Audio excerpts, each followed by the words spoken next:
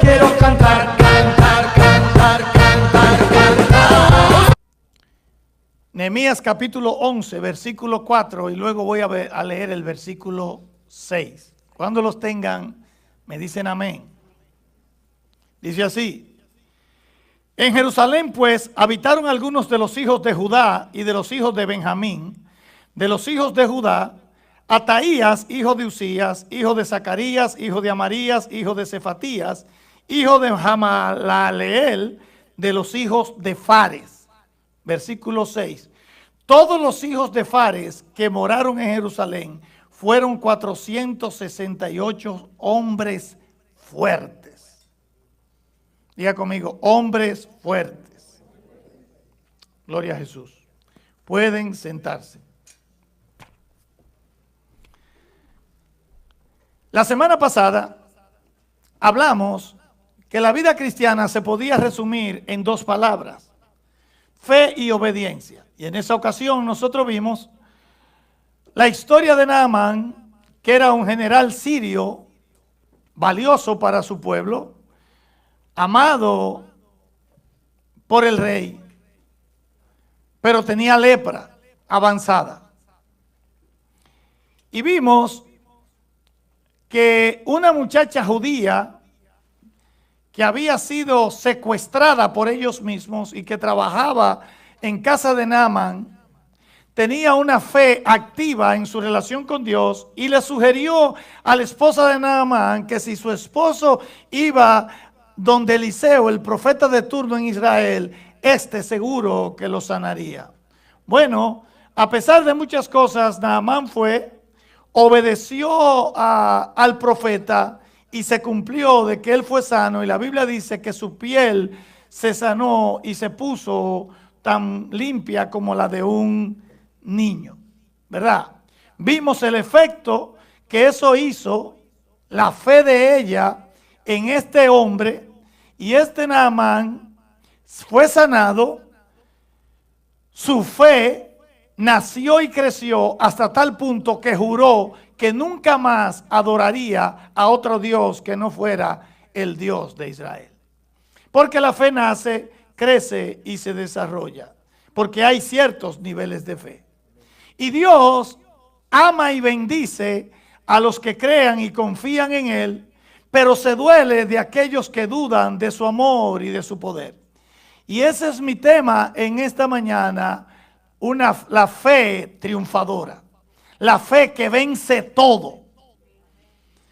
Así que vemos en Mateo capítulo 15, versículo 22 al 28, cómo Jesús premia a aquella mujer cananea que tiene una hija que está poseída por un demonio, la trae y ella persiste en que Jesús la atienda, y Jesús entonces libera a su hija como un premio a su gran fe.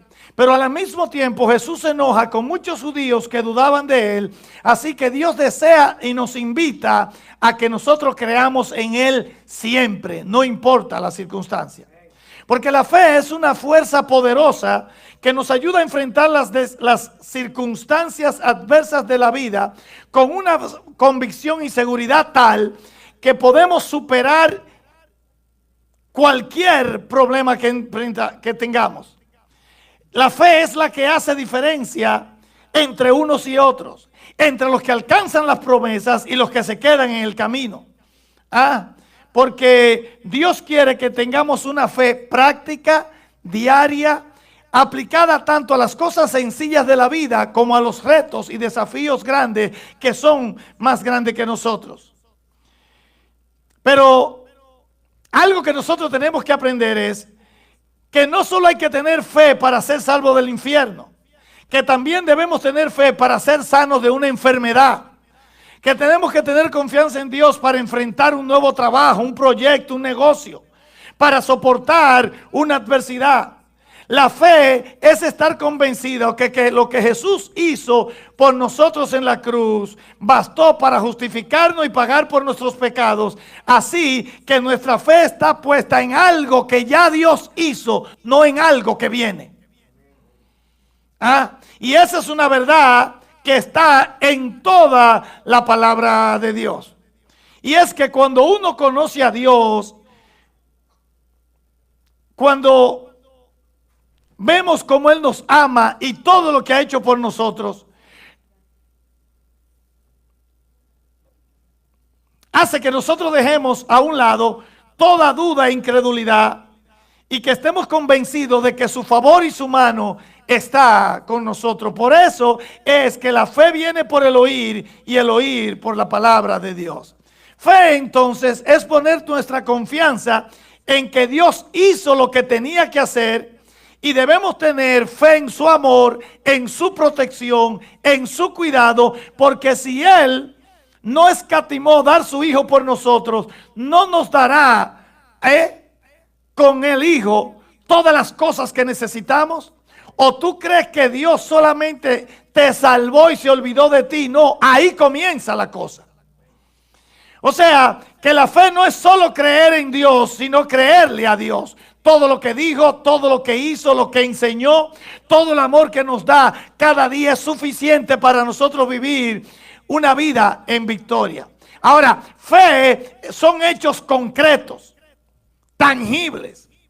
Y cuando nosotros analizamos la vida de los héroes de la fe, tú te das cuenta que no habla solamente en teoría de lo que ellos creyeron, sino que nos habla y nos relata lo que ellos hicieron por medio de esa fe. Y es por eso que dice que por la fe se abrió el mar rojo, por la fe pasaron en seco, por la fe se ahogaron los otros, por la fe se abrió el Jordán, por la fe se cayeron los muros de Jericó, por la fe conquistaron reinos, por la fe se sanaron gente, por la fe resucitaron otros y por la fe entraron hasta el día de hoy ahí a Palestina, lo que es la nación de Israel. De manera que la fe no es algo teórico, es algo práctico. Y tú lo puedes demostrar con tus hechos. Porque tus hechos hablan de tu fe, tu perseverancia, tu compromiso con la iglesia, tu servicio a los demás, la forma que enfrentas las cosas, la manera en que tú hablas y te comportas en relación a las diferentes circunstancias. O sea, que la fe es tu medida. La medida de tu fe se refleja en cómo tú vives y cómo tú te conduces. Y Santiago capítulo 2 versículo 21 nos habla de cuando Abraham estuvo al sacrificar su hijo, que él creyó tanto en Dios de que levantó, preparó el altar, preparó la leña, agarró el puñal, levantó su mano y si el ángel no detiene su mano, entonces lo hubiera matado. A Dios le complació eso. Y yo quiero que tú abras la Biblia conmigo en Génesis capítulo 22. Después de Abraham esperar 100 años por un hijo, después de él haberlo criado y tenía 13, 14 años, Dios se lo pide y quiero que le pongas atención. Estoy en Génesis capítulo 22, lo voy a leer desde el versículo 10. Dios le pide al hijo, le dice que vaya al monte, a que haga un sacrificio, se preparaban unas piedras, se ponían unas leñas y después venía un fuego y había que matar un animal. Cuando va en camino para el monte, versículo 10 dice: y extendió Abraham su mano y tomó el cuchillo para degollar a su hijo. Entonces el ángel de Jehová le dio voces desde el cielo y dijo: Abraham, Abraham. Y él respondió: heme aquí. Y dijo: no extiendas tu mano sobre el muchacho ni le hagas nada, porque ya conozco que temes a Dios por cuanto no me rehusaste tu hijo, tu único. Entonces alzó Abraham sus ojos y miró, y aquí a sus espaldas un carnero trabado en un zarzal por sus cuernos, y fue Abraham y tomó el carnero y lo ofreció en holocausto en lugar de su hijo. Y llamó a Abraham el nombre de aquel lugar: Jehová proveerá. Por tanto se dice hoy: en el monte de Jehová será provisto. Y llamó al ángel de Jehová a Abraham por segunda vez desde el cielo y dijo: por mí mismo he jurado, dice Jehová, que por cuanto has hecho esto y no me has rehusado tu hijo, tu único hijo, de cierto te bendeciré y multiplicaré tu descendencia como las estrellas del cielo y como la arena que está a la orilla del mar, y tu descendencia poseerá las puertas de sus enemigos. En tu simiente serán benditas todas las naciones de la tierra, por cuanto obedeciste a mi voz. Wow, qué palabra,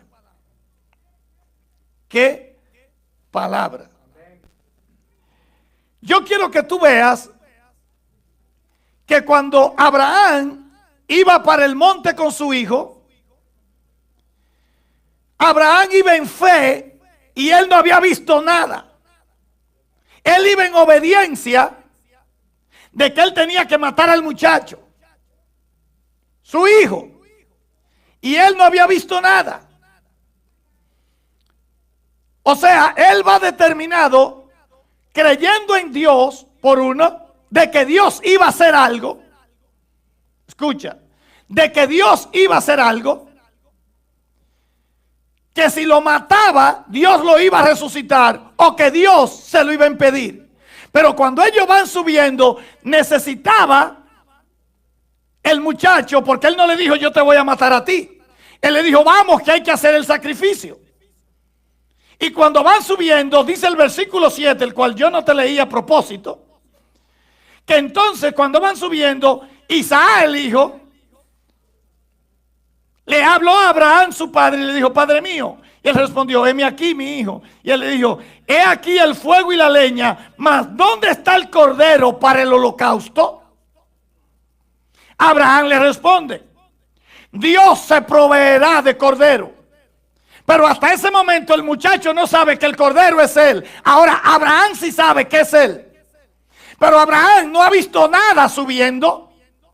Pero él está en obediencia y él está creyendo en que Dios va a hacer algo. ¿Y por qué yo te digo que Abraham creía que si él lo mataba, Dios lo iba a resucitar? Porque lo dice la palabra. Vete a Hebreos capítulo 11.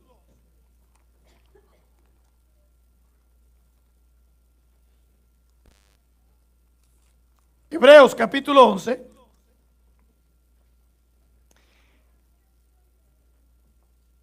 Versículo 19.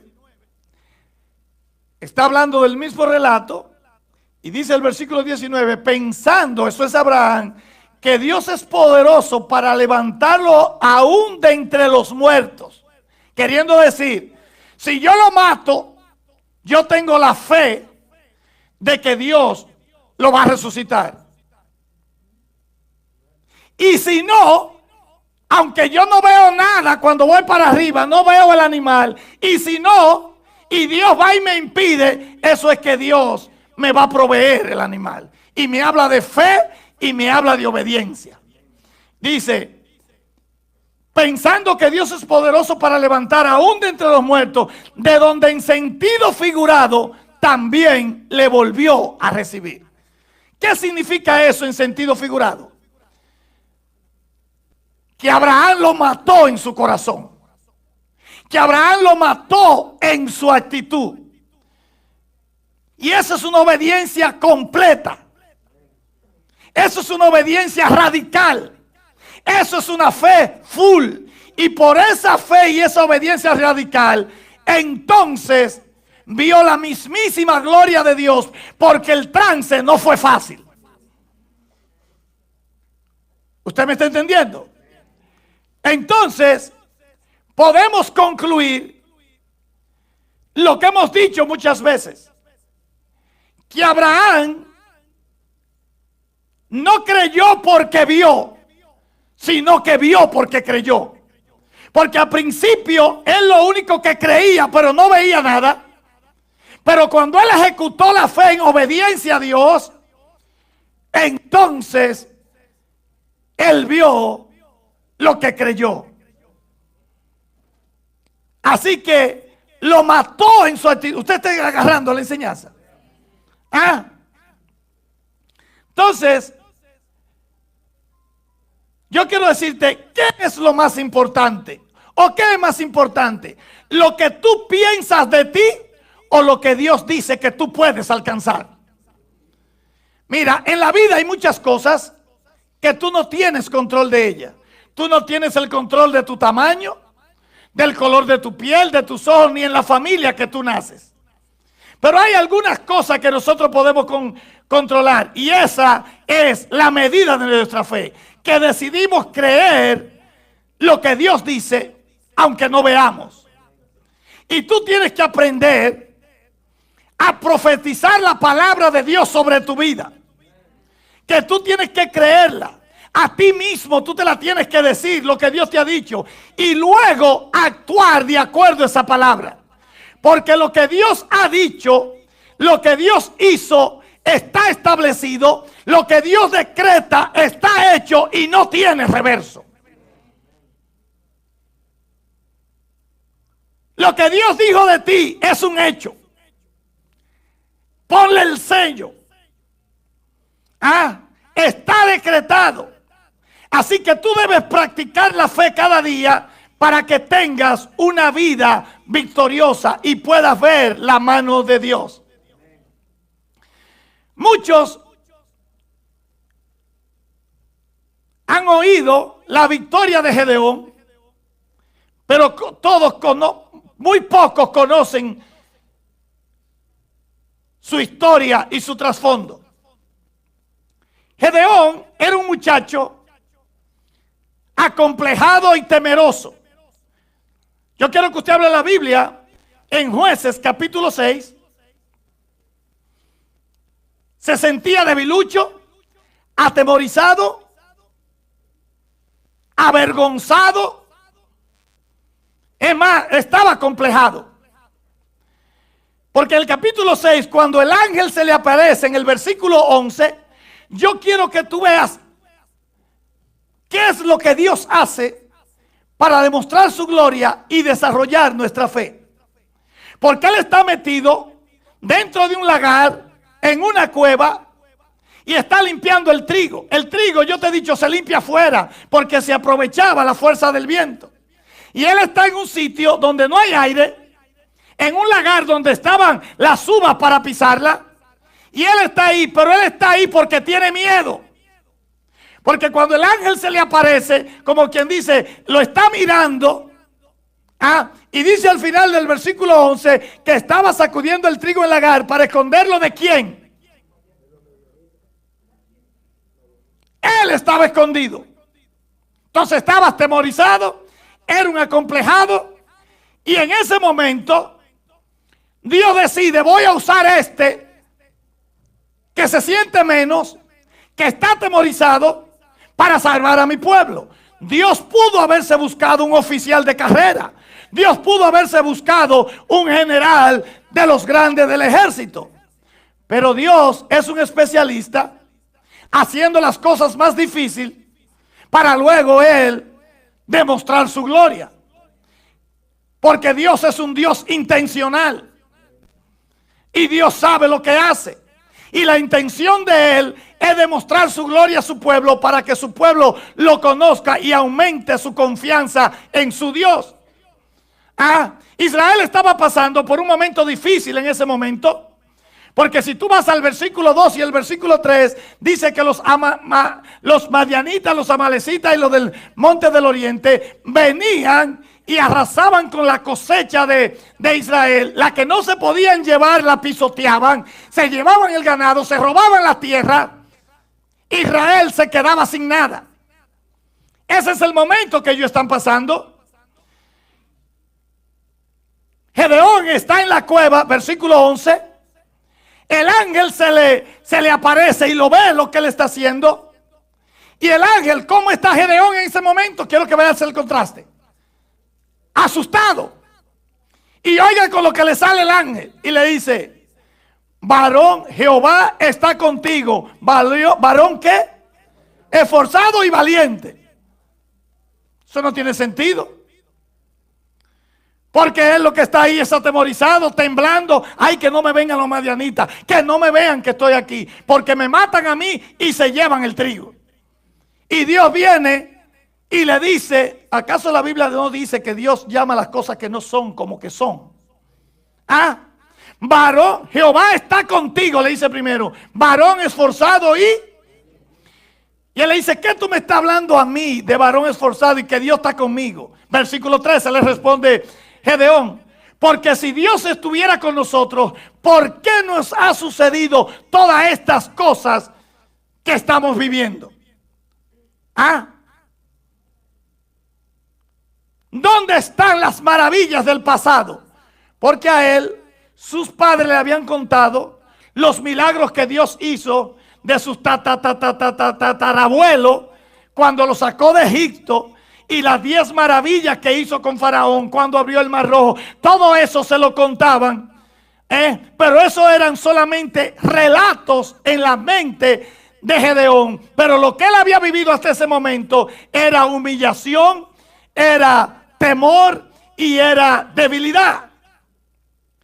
Y yo me pregunto, ¿cuántas veces nosotros nos encontramos en un punto sin salida que preguntamos y decimos, ¿por qué nos está pasando todo esto? ¿Por qué Dios no cambia a mi hijo? ¿Por qué Dios no transforma a mi esposa?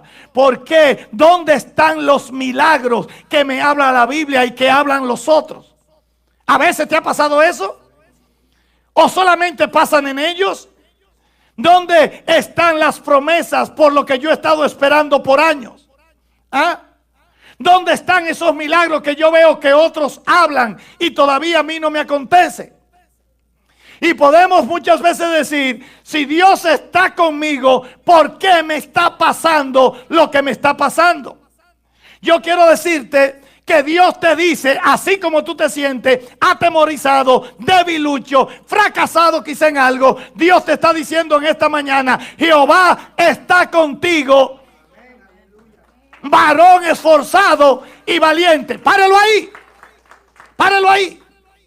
Porque cuando Dios, tal vez tú estás aquí y tú dices, pero si Él supiera que yo tengo dudas, si Él supiera que yo tengo miedo a tal cita, a tal fecha, que viene la semana y no tengo el pago. Sí, vamos a agarrar, porque tú conoces esta historia, pero vamos a agarrar lo espiritual. Cuando Dios le dice a Gedeón, en el versículo 12, varón esforzado y valiente, sintiéndose él débil, Dios no está mirando a Gedeón en el presente. Dios está mirando el futuro de Gedeón por lo que Dios va a hacer en su vida. Y ahora Dios te está diciendo a ti, varón esforzado y valiente, que está contigo, porque Dios no te está mirando por lo que tú estás pasando ahora. Dios te está mirando por lo que Dios va a hacer mañana y pasado para sacarte y...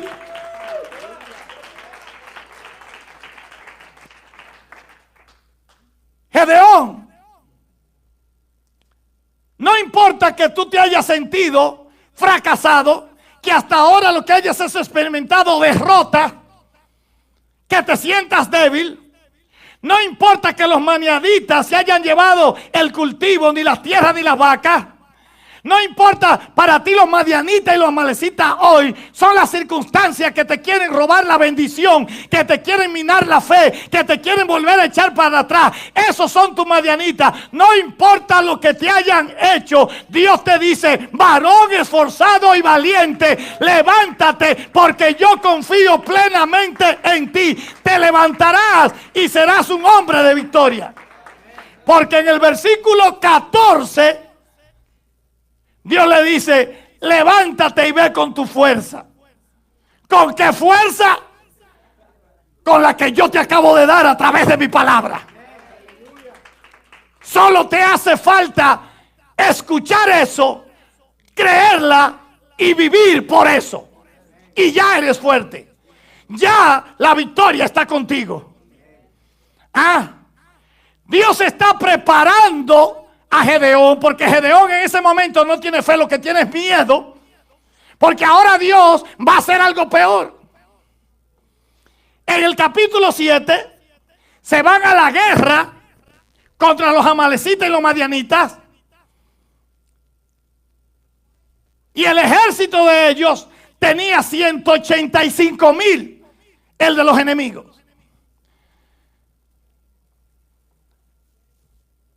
Cuando tú vas al versículo 2 en adelante del capítulo 7, Dios le habla a Gedeón y le dice, ¿sabes qué, chico? El pueblo que está contigo es demasiado Y yo no quiero que ahorita ustedes tengan la victoria y crean que por su ejército y su estrategia. Eso es mucha gente. Versículo 3. Da la orden y haz pregonar por el pueblo que el que tema y se estremezca, que madrugue y se devuelva.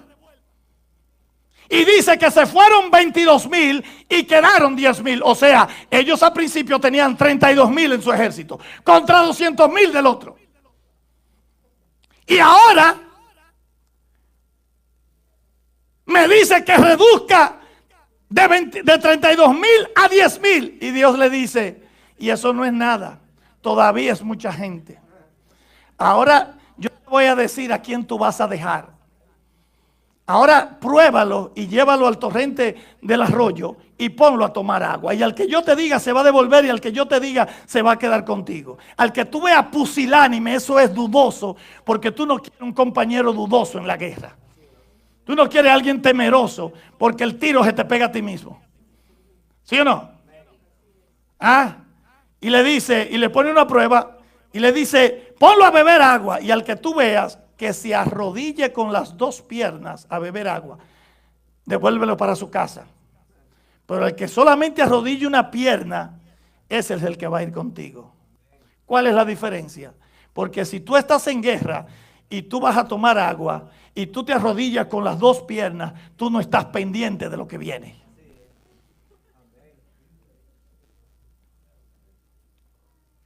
¿Sí o no? Al final de los 10,000 le devolvió 9,700 y ahora lo deja con 300. Dios se las trae. Yo estoy redescubriendo a Dios de nuevo. Dios cambió la mentalidad de Gedeón y lo transformó en lo que él dijo que lo había transformado. El versículo 11 dice que él era temeroso. El versículo 12, Dios declara a ese debilucho atemorizado que tú eres un hombre valiente y fuerte. Ahora le reduce el ejército y lo va a mandar con 300 hombres a derrotar el enemigo. Y de ahí anota esta conclusión. La palabra de Dios cambia tu mentalidad o cambia tu mirada sobre tu misma realidad. Que sin la palabra de Dios tú tienes una realidad que te ves perdido, débil, vencido. Pero la palabra de Dios cambia tu mentalidad para que esa misma realidad tú la veas diferente, derrotada, conquistada, porque ahora tú eres un varón fuerte y valiente porque Jehová está contigo. ¿Usted está entendiendo? La palabra de Dios transforma nuestros pensamientos, porque lo importante no es lo que tú piensas de la situación, sino lo que Dios dice. Y nos damos cuenta, como hemos hablado muchas veces, que la Biblia está llena de historias, y nuestras vidas también, de una serie de situaciones donde el pueblo de Dios está aparentemente en desventaja. Pero ¿sabes qué? Te quiero decir algo que tú tienes que aprender. Tú siempre la ventaja la tenemos nosotros. ¿Sabe por qué? Porque Jehová está de nuestro lado. La ventaja siempre está de nuestro lado. ¿Y qué tal si tú te acuerdas del llamado de Dios a Moisés? Vaya buscando Éxodo capítulo 3. Moisés tenía 40 años en el desierto, donde había perdido su identidad y había perdido la confianza. 40 años con ovejas por allá. Y pastor, ¿y por qué dice que él había perdido la confianza y la identidad? Bueno, porque él fue crecido los primeros 40 años en Faraón y en Egipto, en la Casa Blanca de Egipto. ¿Y por qué usted dice que había perdido la esperanza? Bueno, porque él le presenta todas sus incapacidades a Dios. Dios lo llama y le dice, ¿y quién soy yo para ir a decirle a Faraón que deje? ¿Y quién soy yo para ir a decirle al pueblo que yo voy a ser su líder? ¿Y quién soy yo cuando me pregunten ellos que qué Dios me llama, que cómo es su nombre? ¿Qué le voy a decir?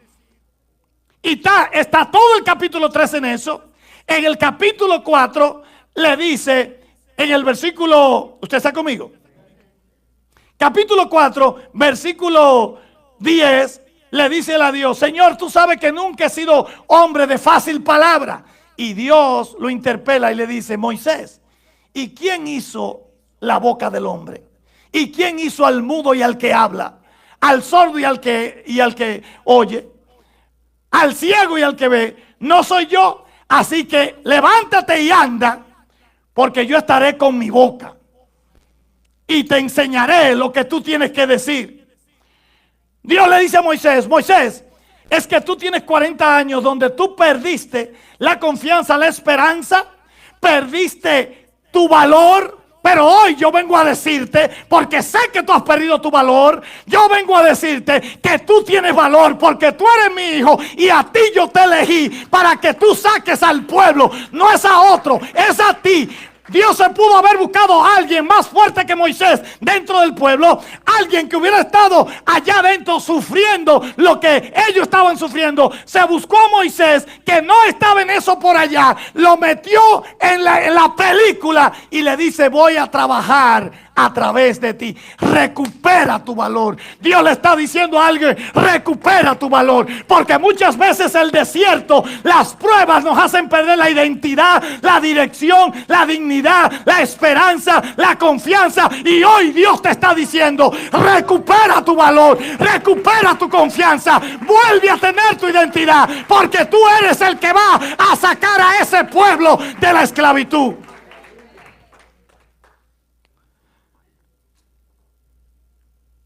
Moisés, no mires tu debilidad. Mírame a mí obrando sobre tu vida. El diablo, la circunstancia te ha hecho creer que tú eres incapaz de lograr algo grande o significativo en la vida. Pero Dios te dice: lo vas a lograr. He venido en esta mañana a decirte: lo vas a lograr. Moisés vine aquí a Madián a decirte que sí lo vas a lograr. Y así tú te das cuenta, llamado tras llamado, experiencia tras experiencia, que Dios pone a su pueblo en una aparente desventaja, porque Dios quiere exhibir su gloria, y así la fe crece. ¿Te acuerdas de Saúl? Váyase buscando la primera de Samuel, capítulo 9. Dios manda al profeta Samuel. Saúl es el primer rey de Israel, pero Saúl era un hombre inseguro, temeroso, con una baja estima.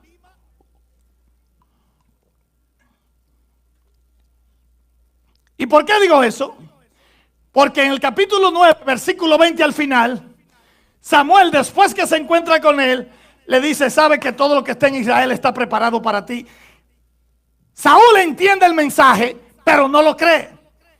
Y le dice en el versículo 21: pero es que tú no sabes que mi familia es de la tribu más pequeña de todas las tribus de Israel. Y yo, que mi tribu es la más pequeña de toda la tribu de Benjamín, de todo el pueblo de Israel. Y mi familia es la más insignificante de todas las familias de la tribu a la que yo pertenezco. Él se creía lo peor de lo peor. Es un hombre con una estima muy baja, ¿sí o no? Inseguro, lleno de temores. ¿No te parece conocido eso en alguna situación que has pasado? Que a veces te sientes impotente, inseguro. Pero inmediatamente le dice eso. En el capítulo 10, versículo 1, el profeta Samuel le dispara una palabra de Dios que lo desata en la vida de Saúl y le dice: el Señor me ha mandado a ungirte como rey de Israel. Y toma el cuerno del aceite y lo unge. Le dice: tú gobernarás a Israel y tú lo librarás de los enemigos que lo rodean. Comienza Samuel a darle las instrucciones y le dice: en estos días van a pasar cosas que van a cambiar tu vida. Y le dice: el Espíritu Santo vendrá sobre ti, capítulo 10, versículos 6, 7 por allá. Y cuando Él venga sobre ti, vas a comenzar a profetizar como los profetas. Tú serás cambiado y muchas señales ocurrirán. Y cuando esas cosas suceden, haz lo que te viniera a la mano, porque Jehová está contigo. ¿Usted está acá? Entonces, dice el versículo 9, 10, que cuando el Espíritu Santo vino sobre Saúl, mudó su corazón, cambió su corazón. Oye, de alguien que se sentía el menor de Israel, el más bajo de toda una nación, Dios en un instante, por una palabra, le cambia su estima y su pensamiento de quién es y lo comienza a hacer pensar como un rey. Porque dice más adelante, próximo versículo, que después que él se despidió de Samuel, que le dio la espalda, todas las señales se cumplieron que Samuel le había dicho. Todas. Así que, tú que estás aquí, hermano, no creas lo que otros dicen de ti. No creas lo que las circunstancias te gritan. Confiesa y cree lo que el Señor está hablando y diciendo sobre tu vida. Porque Dios siempre le ha dado mucho valor a las palabras que nosotros hablamos. Usted elige porque usted puede hablar derrota, miseria, queja, duda, fracaso, o usted puede confesar fe, sanidad, bendición, progreso, esperanza. Es decir, usted tiene que confesar la palabra de Dios. Porque si nosotros dejamos que el corazón y la mente se llenen de pensamientos negativos, no irás a ninguna parte. Pero si tú dejas que la palabra de Dios, tanto la escrita como la personal, la palabra rema a tu vida, tú llenas tu corazón y tu pensamiento de cada una de las palabras y la promesa que Dios dice acerca de ti, y tú la confiesas, es como una actitud, es un espíritu que abre la mano que libera el poder de Dios.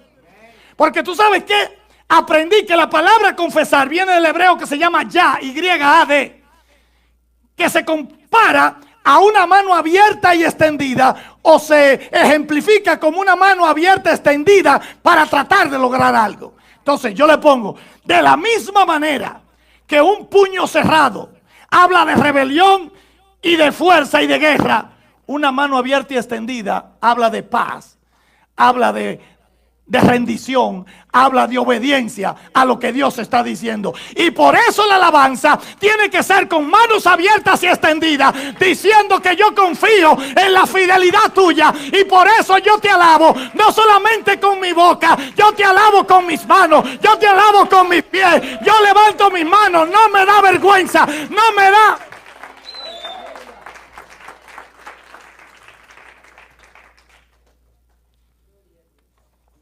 Y en esta mañana estaba esa adoración así. Entonces hasta aquí tenemos dos cosas. Número uno, creer lo que Dios te dice. Y número dos, confesar y hablar eso que te dice. Pastor, pero eso es una postura arrogante. No es arrogante, no es egoísta, porque eso no salió de ti, eso salió de Dios.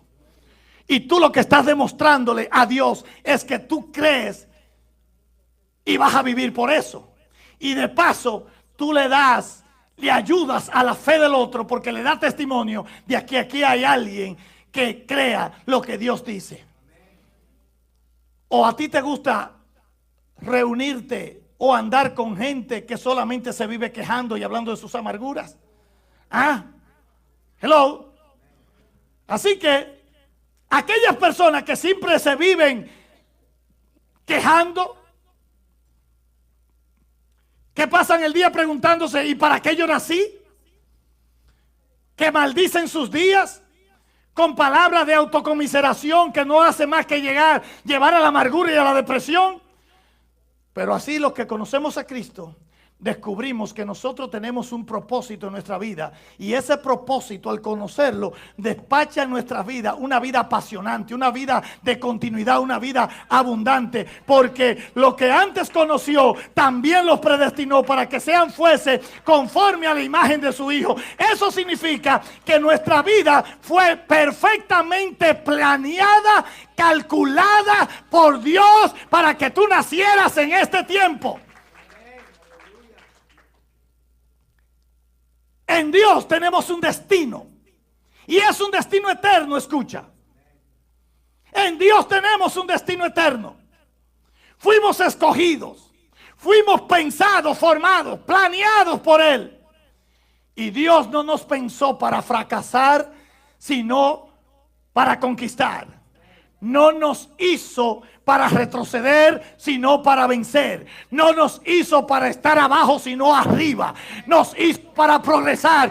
Nos hizo para exaltar su gloria, para mostrar su gloria. Nos hizo para ganar, para vencer, para triunfar con la naturaleza de Cristo por medio del Espíritu Santo. Pastor, ¿y qué es lo que Dios quiere hacer conmigo? Tienes que entender que hay un propósito eterno en tu vida. Y ese propósito es el fin de tu existencia. Y tú no dejarás de existir hasta que ese propósito se lleve a cabo. No importa lo que tú seas hoy en día, ama de casa, albañil, constructor, abogado, ingeniero, dueño de un negocio, todas esas cosas no es el fin. Todas esas cosas son las herramientas que Dios nos da para que nosotros llevemos a cabo el fin. Y tú te das cuenta, entonces, si tú entiendes eso y agarras eso en el espíritu, desde que tú estás en el vientre de tu madre, Dios ha estado hablando secretos acerca de ti para que un día como hoy o en este tiempo tú te encuentres con ese destino. Por eso, nada ni nadie puede detener lo que Dios tiene para ti. A mí me pidió que dejara algunas cosas que yo quería hacer para ganar almas. Y yo te voy a decir lo que está tratando conmigo. Esa es mi función: ganar almas, ganar multitudes, ganar a la gente. Y tú tienes que buscar cuál es la tuya en el destino eterno que Dios tiene para contigo.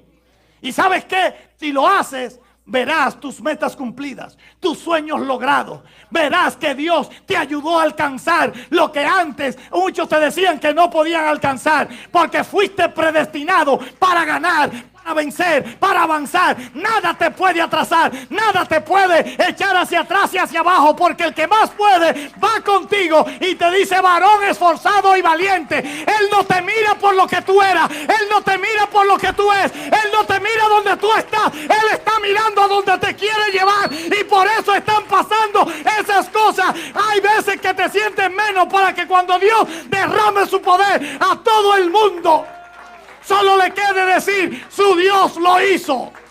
A su nombre. David, dice la Biblia, que conoció su propósito en Dios. Lo dice en Hechos 13:36. Y David, habiendo servido a su propia generación según la voluntad de Dios, durmió. Conocía los propósitos de Dios para su vida, con todos sus errores, como tú y como yo. Por eso David luego puede escribir, usted está acá, en el Salmo 139, versículo 16, él dice: antes de yo nacer, mi embrión vieron tus ojos.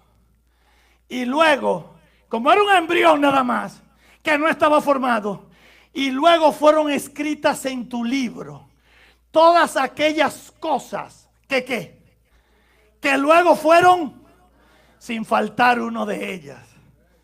David dice: estoy completo, no me hace falta nada. Tú estás completo, no te hace falta nada. Pastor, me hace falta aquello. Eso es en el momento. Dios lo ha permitido porque va a derramar su gloria sobre tu vida. Si Dios te vio desde el embrión y Dios es la causa de tu existencia, entonces tú puedes estar seguro que tú no estás aquí ni por accidente ni por casualidad. Esto no fue: ay, que mi mamá no lo estaba esperando, pero Dios sí lo estaba esperando. Como fuiste planeado, como fuiste formado por Dios, tú te tienes que levantar a partir de hoy. Si vas a salir adelante en todo, porque desde el vientre de tu madre Dios te ha guardado. Muchos se quedaron en el camino. Es posible que hermanos tuyos se quedaran en el camino. Quizás no nacieron, pero tú naciste porque tú tienes un propósito eterno. Y por eso tú puedes saber, yo sé que los planes de Dios para conmigo se van a cumplir. Y lo voy a ver yo, no lo va a ver otro. Lo voy a disfrutar. No fracasaré porque su mano y su bien están conmigo. Pastor, ¿y cómo me apropio de todas esas cosas? La fe es la certeza de lo que se espera y la convicción de lo que no se ve. Significa que la fe es un documento legal que te da el derecho de tener todos los beneficios que el reino de Dios ofrece.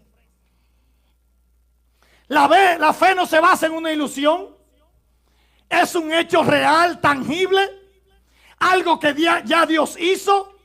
Por lo tanto, está basado en la fidelidad de Dios, que te asegura y te da la certeza que lo que tú esperas lo recibirás, que lo que Dios te ha prometido lo vas a lograr. Que si lo hizo ayer, lo va a hacer hoy. Que si lo hizo una vez, lo va a repetir. Que si lo hizo por otro, lo va a hacer por ti. La fe permitió que Abraham creyera a Dios cuando le habló de expansión, de un hijo, de tierras. Ahí está la tierra, ahí está el pueblo.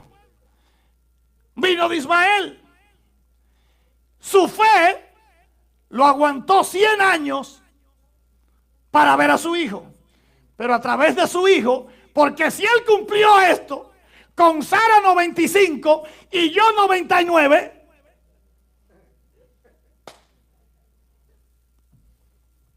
come on. Y ahí está el pueblo, ahí está la nación y ahí está la tierra. La fe no es pasiva, sino que te lleva a buscar y alcanzar todo aquello que a ti te pertenece en el reino. Por eso la fe te ayuda cada día. Por eso cuando me ves insistiendo, habla con Dios todos los días. Levántate a las 5 de la mañana, lee la Biblia, medita en eso, piensa en eso. Eso es una cosa de todos los días. Ahora, si tú la sacas los domingos, y no digo los miércoles porque la mayoría no vienen, la fe te ayuda en tus decisiones. La fe te ayuda en tus proyectos. Y la fe se expresa por medio de ideas, de metas y de proyectos.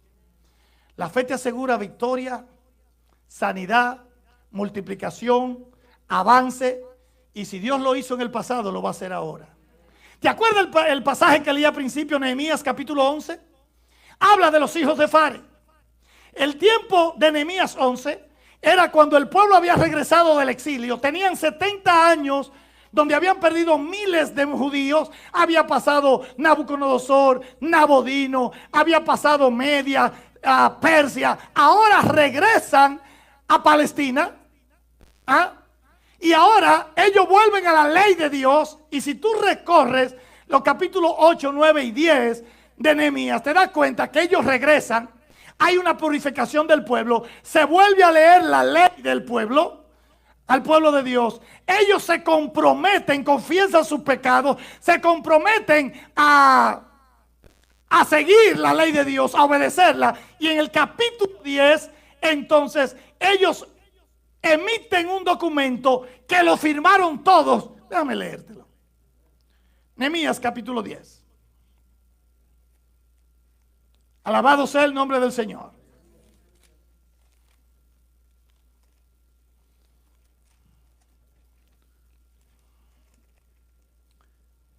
Los tienen. Dice el capítulo 10, versículo 1, los que firmaron fueron Nehemías el gobernador, hijo de Acalías, y Sedequías. Y ahí comienza a dar una lista de todo aquel que firmó. Llega el capítulo 11 y dice entonces que los hijos de Fares se fueron a poblar a Jerusalén. En un momento que era riesgoso poblar Jerusalén, entonces dice que los hijos de Fares, 468, dice el versículo 6, se fueron a vivir allá, hijos de él. Wow, hombres fuertes, vigorosos, valientes, dice la Biblia. ¿Sabe qué era lo que lo distinguía a los hijos de Fares con los demás? Que durante estaba el asunto del asedio de los otros, el muro estaba caído y por algunos lados tenía huecos que los enemigos se podían meter. Ellos estaban pendientes de defender la brecha y el muro todo el tiempo. Era gente valiente, era gente que estaba percibida en lo que es la guerra espiritual. Eso lo distinguía del resto del pueblo. Fares significa vencer o romper. Y se usa como una referencia, escuche esto, como una referencia de romper cualquier muralla que le impidiera, de vencer cualquier obstáculo, ya sea espiritual o material. Escucha bien, porque Dios incluye, y yo vine a hablarte de la bendición completa de Dios. No es solamente lo espiritual, Dios también te quiere bendecir materialmente. Escucha, estos muchachos eran valientes, pero si tú estudias el libro de Nehemías, que por ahí voy en mi lectura diaria, te das cuenta que ellos alcanzaron riquezas materiales y grandes pertenencias, aparte de ser espirituales. O sea, ellos eran guerreros, eran espirituales, eran líderes espirituales porque eran sacerdotes, eran levitas y también alcanzaron las riquezas materiales. Esta gente fueron ungidas para vencer cualquier cosa y eran hombres implacables, escucha bien, que nunca aceptaban un no cuando Dios le había dicho que sí. Cuando Dios te diga que sí en algo, nunca le aguantes un no a nadie. Aunque no lo veas en el momento, vuelve y trata, vuelve y hazlo. Levántate otra vez, trata otra vez, insiste, persevera. Pastores, que tengo resistencia. Acuérdate de esta frase: la persistencia vence la resistencia. Levántate, inténtalo. Que se pueden lograr las dos cosas. Tú puedes ser espiritual y puedes ser bendecido materialmente también. Esos votos de pobreza y de miseria, eso es en otra cosa. Eso no es para los cristianos. Mi Dios es un Dios que es el dueño del oro y de la plata. Es el que mueve el sol, es el que mueve la luna, es el que creó los cielos y la tierra. Fares fue hijo de Judá, ¿verdad? De Judá vino José, de José vino David. Sigue la genealogía que está en Lucas. Y de David vino el Mesías más adelante. El enemigo puede haberte hecho creer durante mucho tiempo que la felicidad no era algo que tú podías lograr, que la prosperidad era para otra gente, que tú no podías lograr algo significativo en esta vida. Pero yo vengo a decirte que por medio del Espíritu Santo nosotros tenemos la genealogía espiritual de los hijos de Fares, que nosotros podemos avanzar, que nosotros podemos lograr lo que Dios ha prometido, que el vigor, la fortaleza está dentro de ti, camina contigo, está metida en ti. Él te da valor, que Él te da confianza, que Él te da los recursos, que no importa lo que suceda, es tiempo de decir: vamos adelante, que Dios está con nosotros.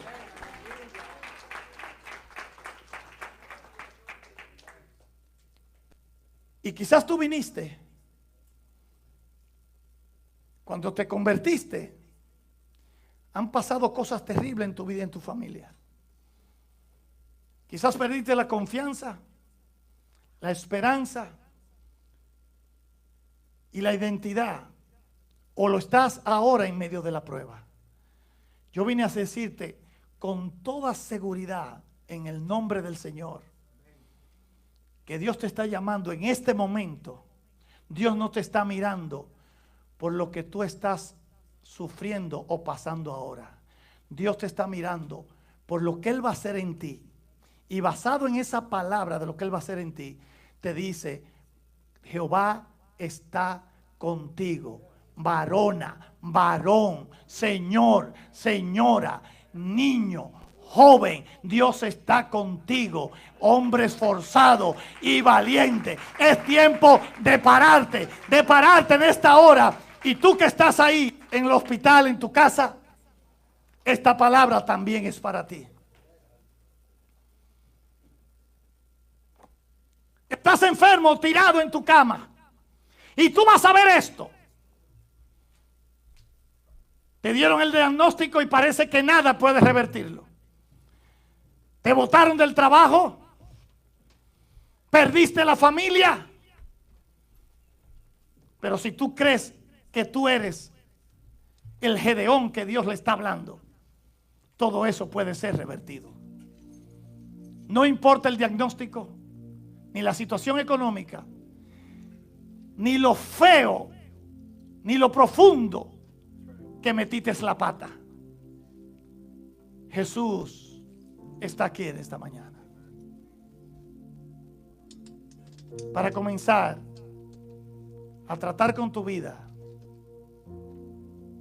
porque Él quiere que tu fe nazca, que tú camines y confíes en Él. Van a ir pasando cosas cada cierto tiempo que va Dios a permitir algún problema o alguna adversidad. Pero si tú entiendes que Dios es intencional, Él lo está permitiendo porque Él se va a revelar y te va a sacar de eso.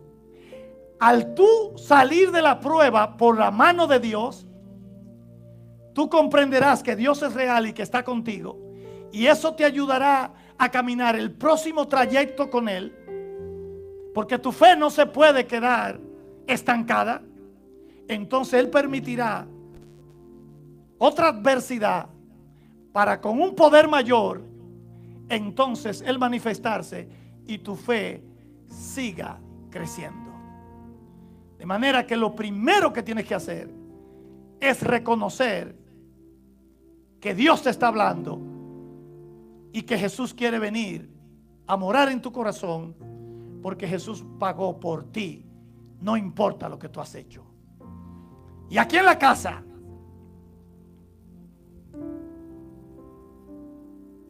¿cuál es tu situación? ¿Cuál es tu problema? Y voy a comenzar. Quizás pecaste o te caíste en esta semana, o fallaste. No lo vuelvas a hacer, pero levántate, que Jesús te quiere perdonar. No tienes que irte para atrás, porque Él no te diseñó para regresar, sino para permanecer. Tú que te has sentido atemorizado por la situación que está pasando, el ángel de Jehová está aquí contigo para decirte: vamos a caminar juntos, porque vas a salir de esta también. Y de esta saldrás fortalecido. Y verás mi mano poderosa. Y entenderás que una vez más yo soy tu Dios, que te esfuerzo. O sea, no temas, solamente cree y sé obediente.